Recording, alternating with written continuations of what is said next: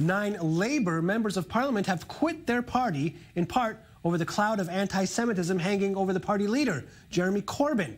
I'm now joined from London by one of those who left, former British Member of Parliament, Joan Ryan, and here in studio, honored to be joined by former Israeli Ambassador to France and Italy, Ami Pazner. Thank you for joining us. Joan, before I go to you, let's listen to what you said about the situation in Labour at this year's APAC conference. Britain's Labour Party, of which I've been a member for 40 years, has been transformed. Once a close friend of Israel and an unwavering ally of British Jews, it has been taken over by the far left. It is now, despite the best efforts of some decent members, riddled with anti-Semitism.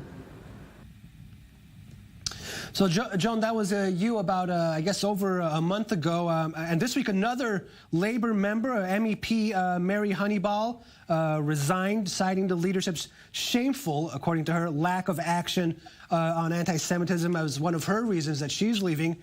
Do you see this trend of resignations continuing? Well, I can't see what's going to stop it.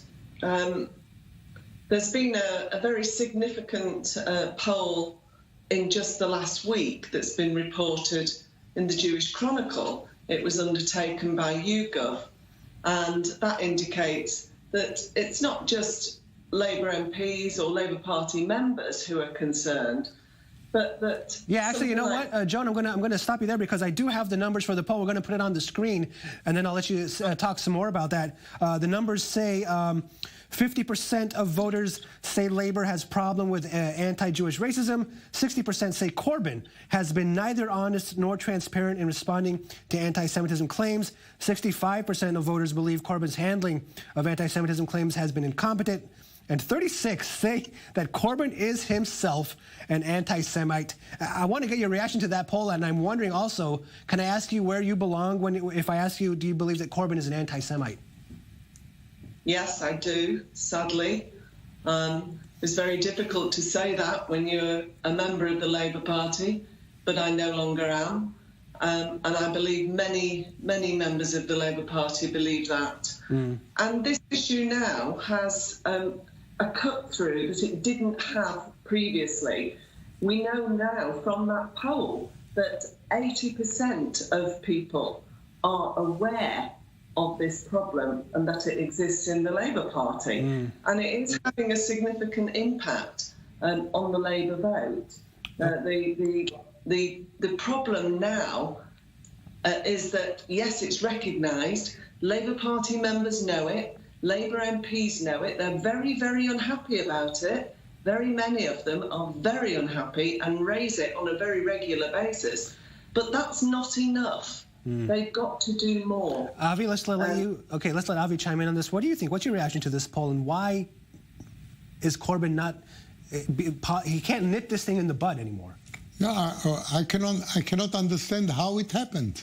I cannot understand how somebody in Great Britain, a politician, suddenly raises the flag of anti-Semitism. And I wanted to commend Mrs. Ryan for leaving the party.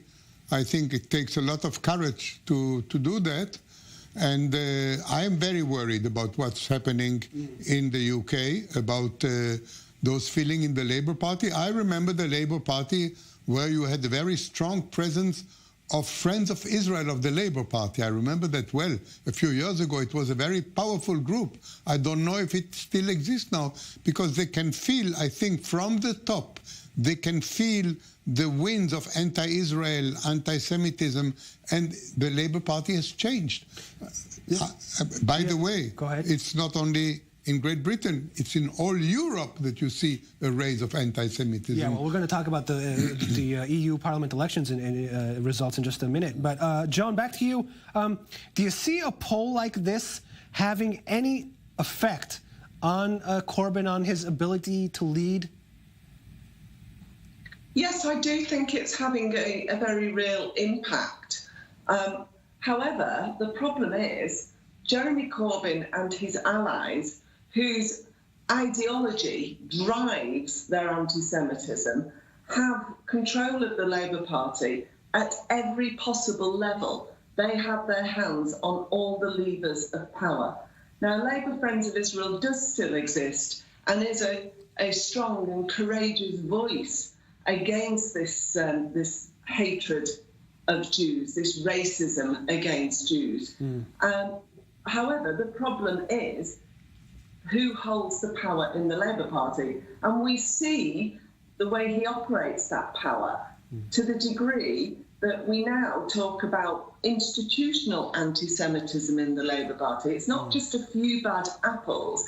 It's the way the whole organisation and its processes operate. And that's why those who are being anti-Semitic, saying some of the most violent, awful things, they're not dealt with properly, and the problem grows. They can't be dealt with because it's part and parcel of the hard left ideology to have this view of it begins as anti-Zionist anti-Semitism, but very quickly it morphs straight into anti-Semitism. And we're all aware of. Avi, is Britain's anti-Semitism problem rooted more in the left or in the right? In the left, I believe. We can see it. I don't see, maybe on the very fringes of the right, do you also have anti-Semitism in Britain? There was, by the way, a Nazi party before the war in Great Britain, which was forbidden as the war started, meaning you do have anti-Semitism, but today it's on the very fringes, it's marginal on the right. Whereas you have today this anti-Israel feeling on the left, or not on the left, the far left. And regretfully, Jeremy Corbyn is a representative not of the left, but the far left, or maybe even a communist. And he comes with feelings which started maybe by being anti-Israel, then anti-Zionist, and it ended by being anti-Semitic. Wow. And by the way, Macron, the president of France, said 2 weeks ago, anti-Zionism is anti-Semitism. You cannot differentiate between the two. And to my great regret, Corbyn and his friends have fallen into the trap. Okay, I want to move on to... Yeah, go ahead, Joan. Correct. What's happened in the British Labour Party. And the real sadness of this is the underlying principle, the founding principle of Labour is equality. They should be the very bulwark against this kind of prejudice and racism. Instead of that, they have become the perpetrators. So we have a parliament that's made up of two main parties, one of whom is now anti-Zionist, anti-Israel, and anti-Semitic in its operation. Okay.